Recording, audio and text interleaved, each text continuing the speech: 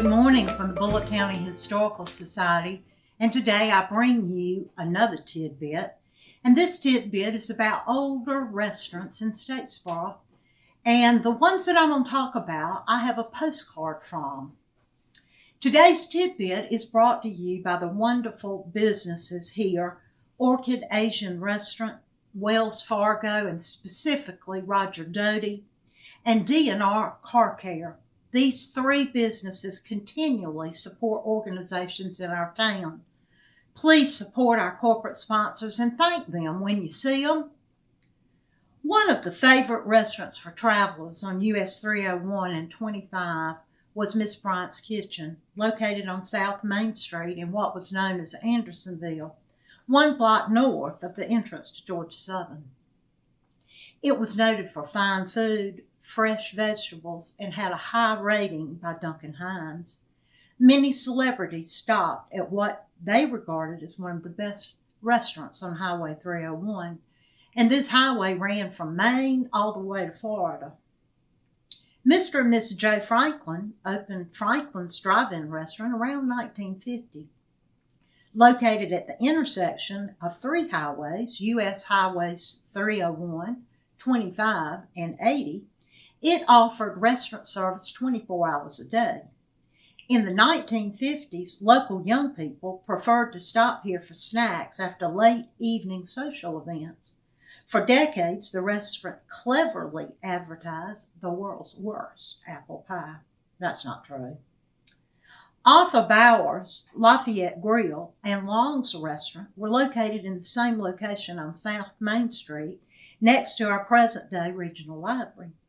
The postcard from Long's Restaurant reads, and I quote, "Dine in the delightful atmosphere of this modern air-conditioned restaurant where smiling waitresses in fresh uniforms long to please and quickly serve carefully prepared piping hot and appetizing foods, including juicy steaks, daily fresh vegetables, and homemade pies."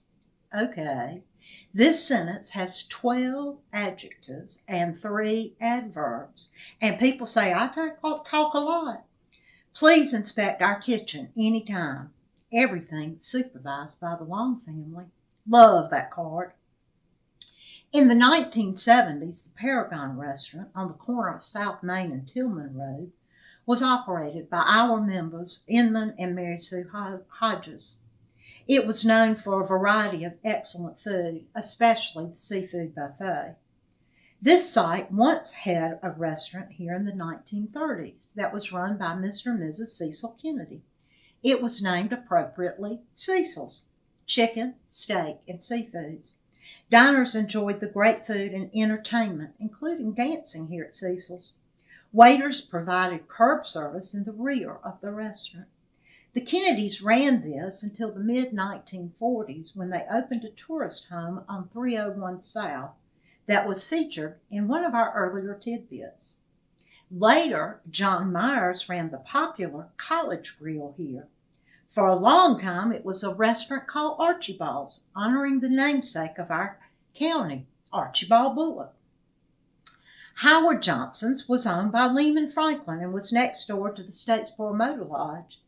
It had the signature orange roof, served a ton of pound cakes, and I just thought I was heaven when we got to go there and I got peppermint ice cream. For years, the lamplighter room in the rear of the restaurant was the place to hold a ladies' luncheon or a special business meeting. Allen's Restaurant was on US 301 North, 1 mile from town. Its postcard reads, ham and eggs, 65 cents. Maxwell House coffee, 5 cents.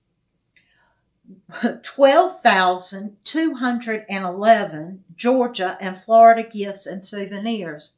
Who in the world counted all those? Real country hams, Shell gas and oil, S&H green stamps, highway information, picnic area, pecans. Take a break, and we ship. What a wonderful back of a postcard. This was owned by my dear friend, Carol Blankenship. Howdy Doody Restaurant was opened in the 1950s on U.S. Highway 301 North at the city limits. It specialized in steaks, chops, and chicken with homemade desserts. The owners were Mr. and Mrs. Lamar Hopkins. In the 1950s, Bill Strickland operated the Friendly Restaurant on the east side of North Main Street in the block between Cortlandt Street and Hill Streets. The tables had gleaming Formica tops. The chairs, with chrome legs, were covered with brightly colored plastic. A huge Carrier air conditioner kept the dining area cool and comfortable. The restaurant was known for home-cooked Southern meals. This same restaurant was once owned by Newell Anderson, and it was called the Teapot Grill. Please stay tuned for future tidbits. Walt Strickland has been interviewed for Miss Bryant's Kitchen, and Inman and Mary Sue are helping with one on the Paragon, and members of our society and siblings, Charles and Jack Webb, are sharing their memories of the Knick-Knack Grill. Until later, bye!